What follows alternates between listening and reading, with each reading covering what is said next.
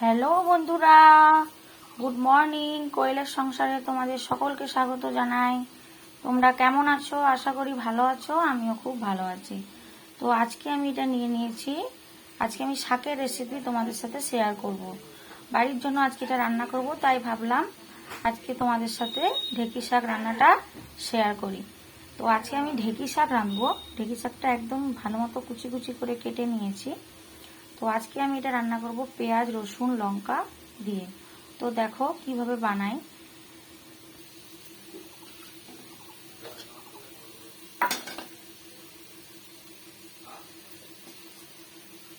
প্রথমে দেখো আমি কড়াইয়ের মধ্যে তেল নিয়ে নিয়েছি। এখন আমি সর্বপ্রথমে তেলের মধ্যে দিয়ে দেব রসুন।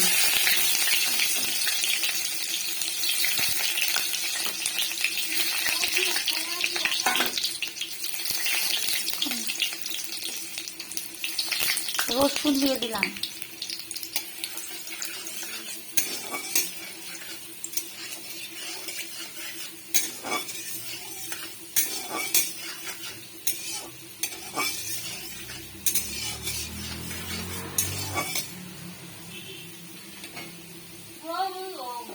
রসুনটা একটু ভাজা ভাজা হয়ে গেলে এর মধ্যে দিয়ে দেবো কুচি করা পেঁয়াজ।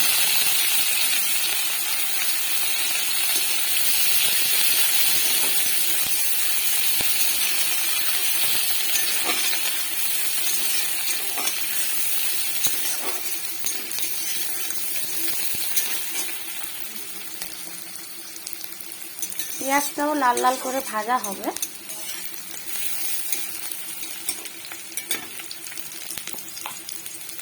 পেঁয়াজের মধ্যে দিয়ে দেবো অল্প একটু লবণ,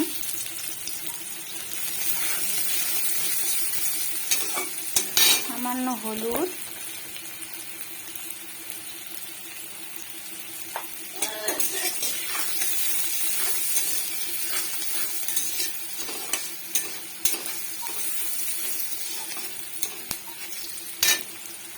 দেখো পেঁয়াজটা এভাবে আমি লাল লাল করে ভেজে নিয়েছি। এখন আমি পেঁয়াজটা নামিয়ে রাখবো। এখন পেঁয়াজটা নামানোর পরে দিয়ে দেবো কালো জিরে ফোড়ন, এরপরে দেব কাঁচা লঙ্কা,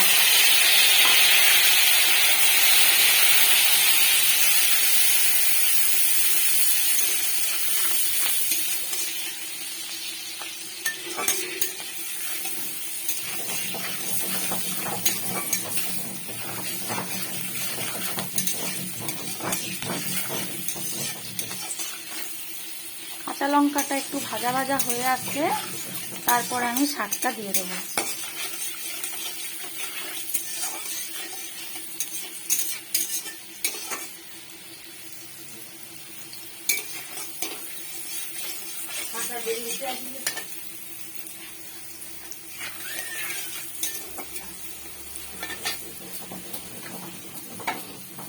এখন আমি দিয়ে দিলাম কেটে রাখা শাক।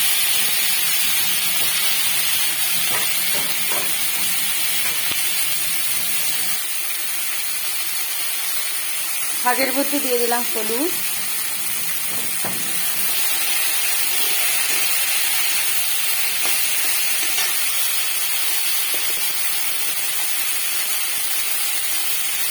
সামান্য হলুদ গুঁড়ো, লবণ,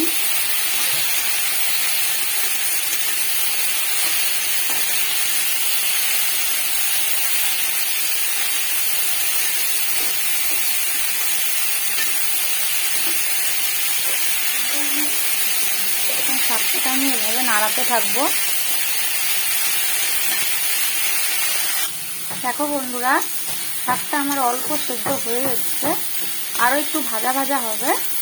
তারপর আমি দিয়ে দেবো ভেজে রাখা রসুন আর পেঁয়াজটা। পরে দেবো, আর একটু হয়ে যাক।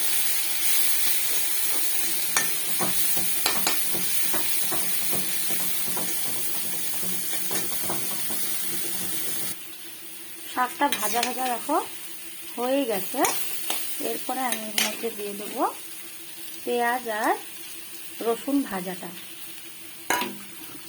তো তোমরা চাইলে বেশিও দিতে পারো। আমাদের বাড়িতে যেহেতু বেশি পেঁয়াজ রসুন খাওয়া হয় না, সেই জন্য আমি একটু কমই দিলাম।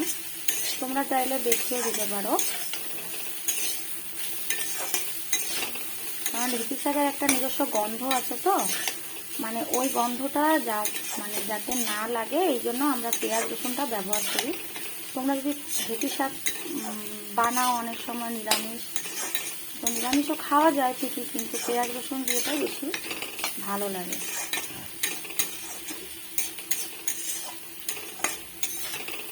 এটা আরেকটু হবে, তারপরেই আমি নামিয়ে নেব। দেখো বন্ধুরা, আমার শাক রান্না কিন্তু একদম রেডি। এখন আমি শাকটা নামিয়ে নেব, তারপর তোমাদেরকে দেখাচ্ছি। দেখো বন্ধুরা, আমি শাকটা নামিয়ে নিয়েছি। তো রেডি হয়ে গেছে আমার ঢেঁকি শাক পেঁয়াজ রসুন দিয়ে রান্না। তো এটা গরম ভাতে খুব ভালো লাগে খেতে, তোমরা ট্রাই করতে পারো। তো আমার এই রেসিপিটি যদি তোমাদের ভালো লেগে থাকে, এবং এরকম আরও ছোট ছোট রেসিপি, শর্টের রেসিপি যদি তোমরা দেখতে চাও, তাহলে অবশ্যই আমার এই চ্যানেলটিকে সাবস্ক্রাইব করে দিও, এবং আমার এই চ্যানেলে এসে রেসিপিগুলি দেখে অবশ্যই লাইক, কমেন্ট এবং শেয়ার করে দিও। আমি আবার খুব শীঘ্রই তোমাদের কাছে আরও অনেক অন্য রেসিপি নিয়ে চলে আসব। তো বাই বাই বন্ধুরা।